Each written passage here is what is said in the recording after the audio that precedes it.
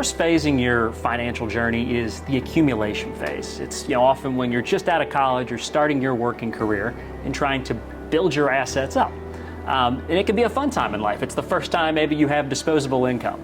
But there's many different buckets that are out there for different financial goals that you have throughout life.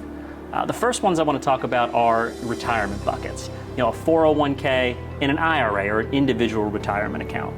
Andy, can you explain what the difference between those two are? Sure. A 401k is generally offered by your employer, and it's something that you can participate in where you can contribute either pre-tax or after-tax wages to it.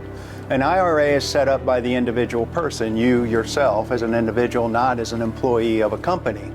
And in that case, you contribute your own dollars into that IRA. Exactly. Now, one big differentiator perhaps for a 401k is what can be referred to as a 401k match. Andy, can you explain what you see there usually? Sure. A 401k match is a wonderful thing. That means your employer is putting money in for you. Free money, right? Nothing's free.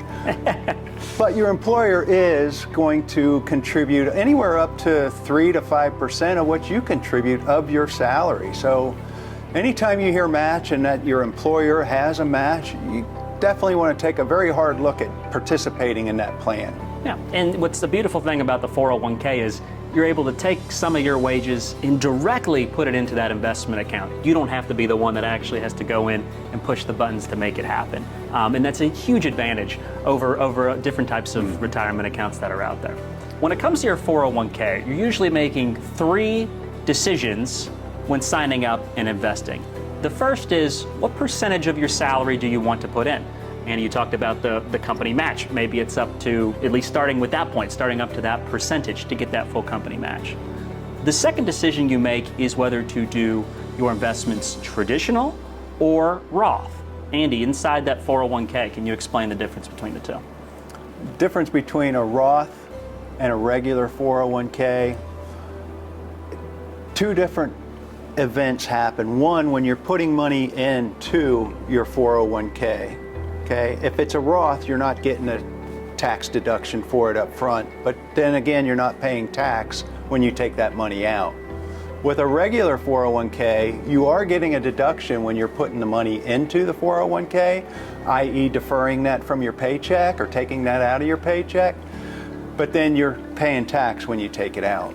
Yeah. And it's a pretty big decision for folks to decide whether they want to go in traditional or Roth into their 401k. Andy, when it comes to making that decision, traditional versus Roth, who are the folks that you think it makes sense for to choose that Roth option, or is it not always obvious?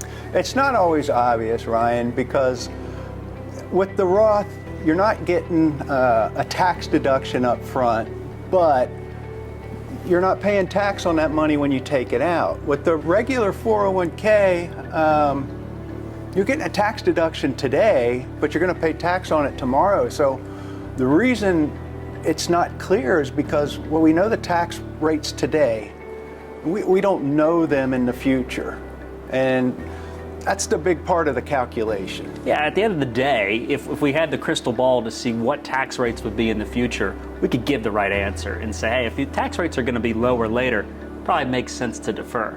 But if not, maybe it makes sense to take it now if your tax rate's going to be higher in retirement. Absolutely. We have no idea what the tax law is going to be 5 years from now. Yeah. And so, to put a little math to this, if somebody were to put $100 into their 401k each pay period, and they use the traditional option, and it grows and it grows and it grows, and it's $1,000 when they go to retire. When they take those funds out, they're taxed on the full $1,000. If they choose to use the Roth option, they pay tax on those dollars now, that $100, and if it grows and it grows and it grows, and it's $1,000 when they go to retire, if they're of retirement age, when they take those funds out, no tax on those dollars there. So it's choosing to say, hey, do you want to pay that tax now or pay that tax later? Now, for high income earners, they may want to contribute to a Roth IRA, but their income is probably above the limitation that allows you to contribute directly. So you can do what's called a backdoor Roth contribution, and that's doing a non-deductible, so a non-deductible for taxes, contribution into a traditional IRA, and then immediately converting it to Roth.